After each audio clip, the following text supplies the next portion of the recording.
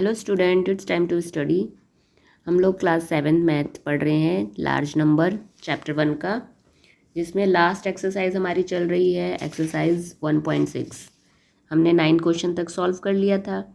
अब question number 10 को solve करेंगे, जो कि पेज नंबर 21 पे है। You are given some numbers cards. आपको कुछ नंबर कार्ड्स दिए हुए हैं, जैसे 4000, 13,000, 300, 70,000, 1,50,000, 25, 20 अलग और 5। Using the card get as close as you can to the numbers below using any operation you want. कह रहा है कि अब आप इन कार्ड्स को यूज़ करके, ठीक है, क्लोज नंबर तक पहुंचना है। ये जो नीचे आपको नंबर्स दिए हुए हैं, इन नंबर्स को यूज़ करके कोई भी कैलकुलेशन मेथड यूज़ करो और इस नंबर तक पहुंचो। प्लस माइनस डिवाइड मल्टीप्लाई कोई भी कैलकुलेशन कर सकते हो। Each card can be use only once for making a particular number. लेकिन आपको ध्यान रखना है कि जो ये नंबर कार्ड दिए हैं वो आपको 1 टाइम यूज़ करना है, चाहे आप कोई सा भी यूज़ करो कार्ड्स। तो देखो, ये समझाने के लिए फर्स्ट सॉल्व कर रखा है। 1,10,000 है, तो closest I could make is, तो इन्होंने कौन सा लिया है, 4,000 का एक कार्ड लिया है। उसके बाद मल्टीप्लाई ले लिया है, कैलकुलेशन आप कोई भी सिंबल ले सकते हो। 20 और 5 को प्लस कर दिया है, प्लस, और ये लिया है 13,000। तो जब इसे सोल्यूशन किया हमने, सॉल्व किया इस कैलकुलेशन को, तो आया 1,13,000।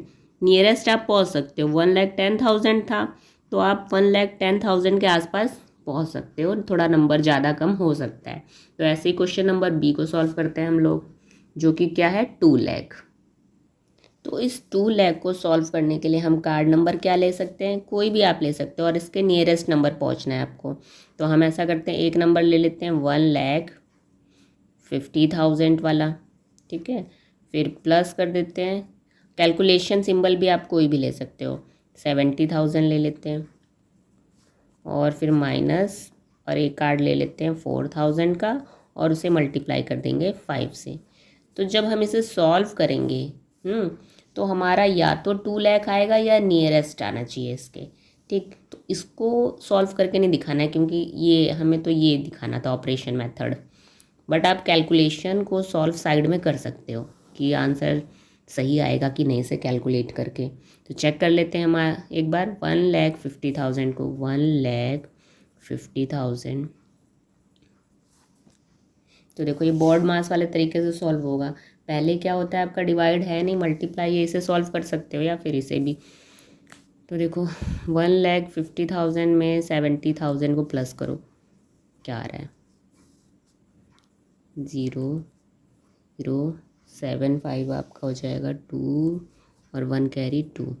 तो ये हुआ ना, यहाँ प्लस किया हमने, 2,20,000, ठीक है। बट यहाँ पे क्या है, इसे जब मल्टीप्लाई करोगे तो 4,000 को 5 से मल्टीप्लाई करोगे तो आएगा आपका 5 4 जा 20, 20,000 आएगा। उसको माइनस कर दोगे इसमें से, तो यहीं पे देखो 20,000 को माइनस कर दो। तो हमारा आ गया, ये देखो 2,00,000, एग्जैक्ट आंसर आ गया ना 2,00,000। तो यानी ये हमारा ऑपरेशन सही है, कैलकुलेशन जो हमने लिया है इसमें सिंबल्स बिल्कुल सही है, और कार्ड नंबर भी सही यूज़ किया है, प्रॉपर सही आ रहा है, एग्जैक्ट आ रहा है, तो अच्छी बात है। अच्छा, ये तो उसमें सॉल्व था, ये बी वाला है, बी पार्ट। ऐसे ही देखो, अब सी वाला क्या है, 5,80,000 है। हाँ, 5,80,000 के लिए हम कार्ड नंबर क्या ले सकते हैं, तो इसके लिए भी हम वही लेंगे, कोई बड़ा नंबर ले लेंगे, 1,50,000 वाला कार्ड ले लेंगे, और मल्टीप्लाई 4 कर लेते हैं। इसके अलावा -4,000 मल्टीप्लाई 5 कर लेते हैं इसको भी। तो जब हम इसे सॉल्व करेंगे तब भी हमारा या तो ये आंसर आएगा या इसके आसपास आ सकता है। तो इसको चेक करके देख लेते हैं। अब देखो, जब 1,50,000 को आप मल्टीप्लाई करोगे 4 से, तो 15 4 जा 60 है ना, 60 हो जाएगा।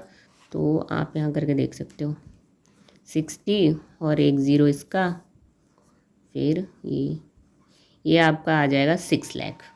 तो हमें तो चाहिए 5,80,000, बट ये 6,00,000 बड़ा हो रहा है। बट यहाँ पे देखो, अभी माइनस कर रहे हैं हम इसको, 5 4 जा 20 हो जाएगा, 20,000, और माइनस कर दो, तो यानी 20,000 आपका यहाँ पे माइनस करेंगे हम। तो जब माइनस करेंगे 0 10 में से 2 गया 8, 5, ये देखो एग्जैक्ट आंसर आया है ना, 5,80,000। तो यानी हमारा ये कैलकुलेशन सही है, हम ये कार्ड ले सकते हैं। ऐसे ही अब आपका डी वाला, डी क्या है, 12,45,000। तो इसके लिए हम क्या कर सकते हैं, कोई भी ले लो आपका जो मनो कार्ड का, बस नियरेस्ट आना चाहिए या एग्जैक्ट आना चाहिए। मल्टीप्लाई 8 कर लेंगे प्लस 13 मल्टीप्लाई 4 कर लेंगे। अब आप सोचोगे देखो कि 8 तो वहाँ दिया ही नहीं है, तो आप इसको ये कार्ड जो बड़े नंबर, ये कार्ड्स वाले नंबर लेने हैं, लेकिन आप जो मल्टीप्लाई करने वाले हैं वो कोई भी ले सकते हो। ठीक, इसको ज़रूरी नहीं है कि आप वहाँ पे जो है वही लो, मल्टीप्लाई वाले नंबर को कोई भी ले सकते हो। -4,000 जब आप इसे सॉल्व करोगे तो प्रॉपर पूरा नहीं आएगा, बट हाँ आसपास आ जाएगा 12,48,000 ये। तो नियरेस्ट हमारा आ गया, ये 45 और ये 48 है। ऐसे ही अब लास्ट ई दे रखा है 20,90,800 सॉरी।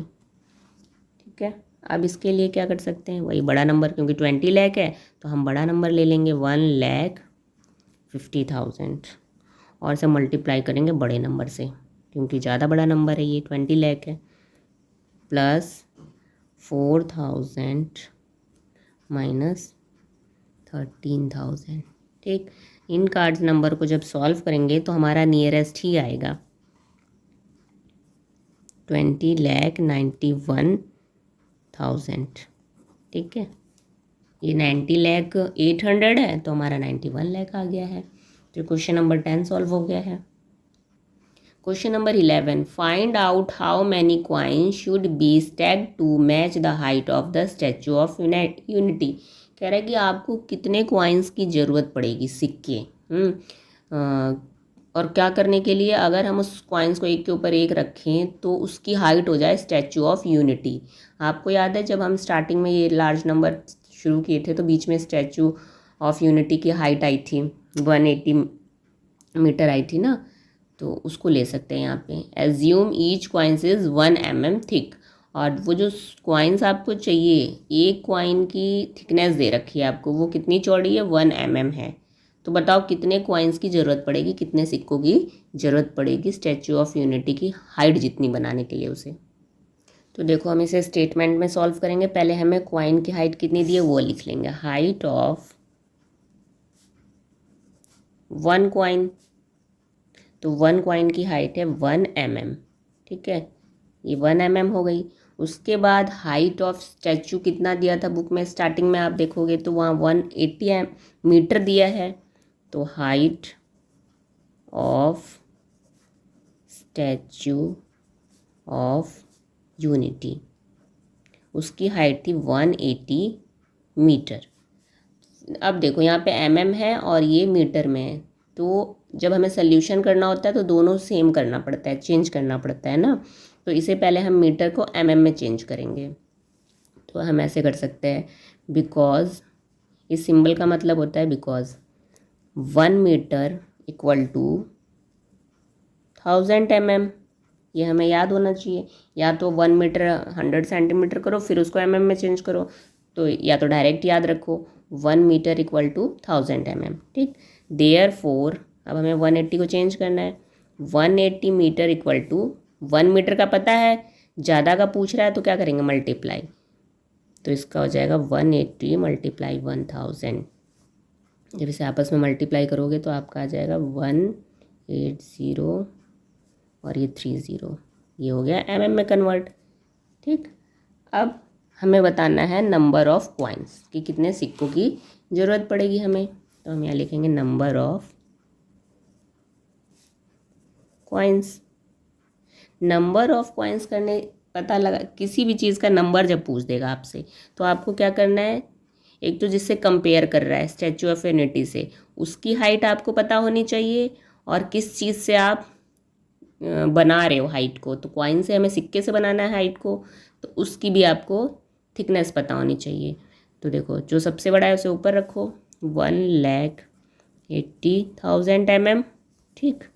और इसका कितना था कॉइन्स का थिकनेस 1 mm। क्लियर। जब भी नंबर ऑफ कॉइन्स निकालना है या number of books, number of money, जब भी ऐसे करते हैं, नंबर ऑफ टाइल्स क्वेश्चन वाले आपने पढ़े होंगे, तो उसमें क्या होता है, जो आपको सबसे बड़ा वाला दिया है जिसका हाइट, उसको लिख लो, और जिससे बनाना है उस कॉइन्स की हाइट को लिख लो। तो यहाँ कॉइन्स की थिकनेस क्या थी, हाइट नहीं सॉरी, थिकनेस क्या थी, 1 mm, और 1,80,000 mm। तो अब 1 से 1 जब ये पूरा काटोगे तो ये इसी नंबर में ही सॉल्व होगा। तो यानी हमारा आंसर आ जाएगा 1,80,000। हाँ, ये mm मीटर में नहीं, इतने हमें सिक्के चाहिए, कॉइन्स। क्लियर। तो ये था हमारा क्वेश्चन नंबर 11। नेक्स्ट वीडियो में हम लोग क्वेश्चन नंबर 12, 13 और 14 को सॉल्व कर लेंगे एक साथ। तो वीडियो अगर हेल्पफुल लग रही है तो प्लीज़ लाइक और सब्सक्राइब ज़रूर करें। Thank you.